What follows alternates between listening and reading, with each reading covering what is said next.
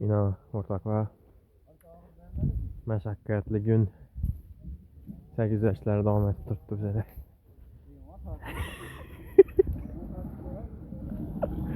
Tart diğer tart.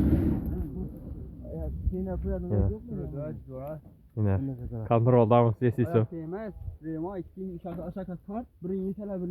Ben sağ yandan baramam. O yanda yok kut yok ekan. Var ya bu yavuzdan. Bir sen gördün çocuklar. Ota babalarım. Boz diyor. Geldi.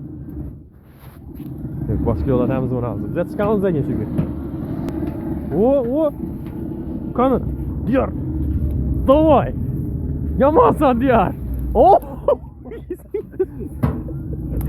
Oh. Dur ol. Spor yapıyorsun kayda.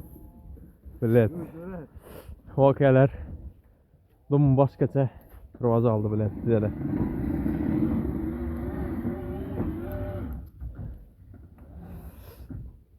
Dumun meşakkatli oldu. Batık kaldık.